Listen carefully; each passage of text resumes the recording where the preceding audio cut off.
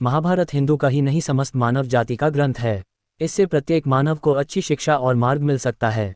प्रत्येक मनुष्य को इसे पढ़ना चाहिए क्योंकि महाभारत में जीवन से जुड़ा ऐसा कोई भी विषय नहीं है जिसका वर्णन ना किया गया हो और जिसमें जीवन का कोई समाधान ना हो। इस ग्रंथ में देश, धर्म, न्याय, राजनीति, समाज, योग, युद्ध, परिवार, ज्ञान, विज्ञान, अध्यात्म और तकनीकी आदि समस्त विषयों का ज्ञान वर्णन मिलता है।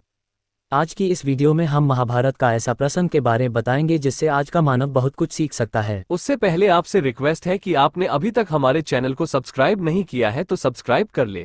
अगर वीडियो पसंद आए तो लाइक और शेयर करना ना भूलें। बात उस समय की है जब पांचों पांडवों को वनवास हो गया था। वनवास जाने से पहले पांडवों ने भगवान श्री कृष्ण से पूछा है, श्री कृष्ण अभी ये द्वापर युग का अंतकाल चल रहा है, आप हमें बताएं कि आने वाली कलयुग की चलिए गति क्या और कैसी होगी। श्री कृष्ण जवाब देते हैं, मैं तुम्हें इसका सीधा सा उत्तर तो नहीं दे सकता, लेकिन हाँ, तुम पांचों भाई वन में जाओ और वन में जो कुछ भी दिखे मुझे आकर बताओ, मैं तुम्हें उसका कलयुग में प्रभाव बताऊंगा। इसके बाद पांचों भाई वन में चले गए। उन्होंने वन में जो देखा वह देखकर आश्चर्यचकित रह गए। आखिर उन्होंने वन में क्या देखा और श्री कृष्ण ने क्या जवाब दिया, ये जानने के लिए कृष्ण के कहे अनुसार पांचों भाई अलग अलग दिशाओं में वन की ओर निकले। युधिष्ठिर भ्रमण पर थे। उन्होंने एक जगह पर देखा कि एक हाथी के 2 सूंड थे। ये देखकर युधिष्ठिर के आश्चर्य का ठिकाना नहीं रहा। अर्जुन दूसरी दिशा में भ्रमण पर थे। कुछ दूर जंगल में जाने पर उन्होंने जो देखा उसे देखकर वह भी आश्चर्यचकित रह गए। वहां पर देखा कि कोई पक्षी है जिसके पंखों के ऊपर वेदों की रचनाएं की हुई है और वह पक्षी मुर्दे का मांस खा रहा है। ये दृश्य देख अर्जुन कुछ समझ नहीं पाए।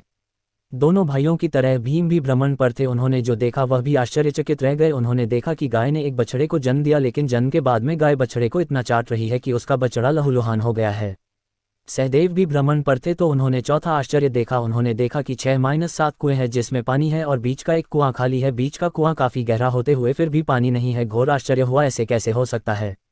नकुल भी भ्रमण पर थे और उन्होंने एक आश्चर्यजनक घटना देख एक पहाड़ के ऊपर से एक बड़ी सी चट्टान लुढ़कते हुए नीचे आ रही है। वे कितने ही वृक्षों से टकराकर उनको नीचे गिराते हुए वे आगे बढ़ जाती है। विशालकाय वृक्ष भी उस रोक ना सकें। इसके अलावा ये चट्टान कितनी ही अन्य चट्टानों के साथ टकराई फिर भी वह उसे रोक नहीं सके। अंत में वह एक अत्यंत छोटे पौधे का स्पर्श होते ही स्थिर हो गई।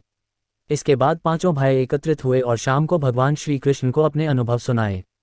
सबसे पहले युधिष्ठिर ने कहा, मैंने तो पहली बार 2 सूंड वाला हाथी देखा, यह मेरे लिए तो बहुत ही आश्चर्यजनक था। भगवान श्री कृष्ण कहते हैं, धर्मराज अब तुम कलिकाल की सुनो। कलयुग में ऐसे लोगों का राज्य होगा जो दोनों ओर से शोषण करेंगे, बोलेंगे कुछ और करेंगे कुछ और, मन में कुछ और होगा और कर्म कुछ और। ऐसे ही लोगों का कलयुग में राज होगा। तुम कलयुग आने से पहले तक राज्य कर लो। युधिष्ठिर के बाद अर्जुन ने कहा, मैंने जो देखा है वह तो कहीं ज्यादा आश्चर्यजनक था। मैंने देखा कि एक पक्षी के पंखों पर वेदों की रचनाएं लिखी हुई है पर वह पक्षी मुर्दे का मांस खा रहा है। श्री कृष्ण कहते हैं, कलयुग में ऐसे लोगों रहेंगे जो बड़े ज्ञानी कहलाएंगे, विज्ञान की चर्चा करेंगे लेकिन उनके आचरण राक्षसी होंगे। वह बड़े पंडित और विद्वान कहलाएंगे किंतु ये देखते रहेंगे कि कौन सा मनुष्य कब मरे और हमारे नाम से संपत्ति कर जाए। हे अर्जुन, संस्था के व्यक्ति विचार करेंगे कौन सा मनुष्य मरे और संस्था हमारे नाम पर हो जाए। हर जाति धर्म पर प्रमुख पदों पर बैठे विचार करेंगे कि कब किसका श्राद्ध हो और कौन कब किस पद से हटे और हम उस पर चढ़ जाए। चाहे कितने भी बड़े लोग हो परंतु उनकी दृष्टि धन और पद के ऊपर ही रहेगी। ऐसे लोगों की ही बहुतायत होगी। अर्जुन के बाद भीम ने अपना अनुभव सुनाया। भीम ने कहा कि गाय अपने बछड़े को इतना चाटती है कि बछड़ा लहूलुहान हो जाता है। श्री कृष्ण कहते हैं, कलयुग का मनुष्य शिशुपाल हो जाएगा। कलयुग में माओं की बच्चों के लिए ममता इतनी बढ़ जाएगी उन्हें अपने विकास का अवसर ही नहीं मिलेगा। मोह माया में ही घर बर्बाद हो जाएगा। किसी का बेटा घर छोड़कर साधु बनेगा तो हजारों व्यक्ति दर्शन करेंगे। यदि अपने बेटे ने साधु बनना चाहा तो रोएंगे कि मेरे बेटे का क्या होगा। इतनी ज्यादा ममता होगी कि उसे मोह माया और परिवार में ही बांध कर रखेंगे।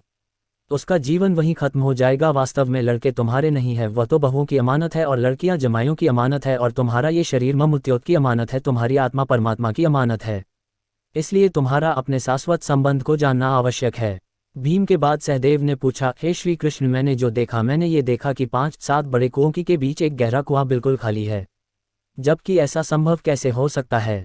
भगवान श्री कृष्ण ने जवाब में कहा, कलयुग में लड़की के विवाह में, मकान के उत्सव में, छोटे बड़े उत्सवों में तो लाखों रुपए खर्च कर देंगे, परंतु पड़ोस में ही यदि कोई भूखा प्यासा मर रहा होगा तो यह नहीं देखेंगे कि उसका पेट भरा है या नहीं।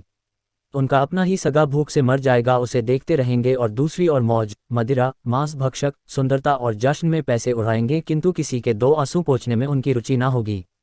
कहने का तात्पर्य यह है कि कलयुग में अन्न के भंडार होंगे लेकिन लोग भूख से मरेंगे। सामने बंगले में ऐशो आराम चल रहे होंगे लेकिन पास की झोपड़ी में आदमी भूख से मर जाएगा। एक ही जगह पर असमानता अपने चरम पर होगी। सहदेव के बाद नकुल ने श्री कृष्ण को बताया कि मैंने भी एक आश्चर्य देखा है कि एक बड़ी सी चट्टान पहाड़ पर से लुढ़की, वृक्षों के तने और चट्टानें भी उसे ना रोक पाए, किंतु एक छोटे से पौधे के स्पर्श से ही वह बड़ी चट्टान रुक गई। समझ नहीं पाया कैसे। श्री कृष्ण ने कहा, कलयुग में मानव का मन नीचे गिरेगा, उसका जीवन पतित होगा। ये पतित जीवन धन की शिलाओं से नहीं रुकेगा, ना ही सत्ता के वृक्षों से रुकेगा, किंतु हरि नाम के एक छोटे से पौधे से, हरि कीर्तन से मनुष्य जीवन रूपी पौधे का पतन होना रुक जाएगा। इसलिए भक्तों, हरि भजन कलयुग में मोक्ष पाने का एकमात्र उपाय है।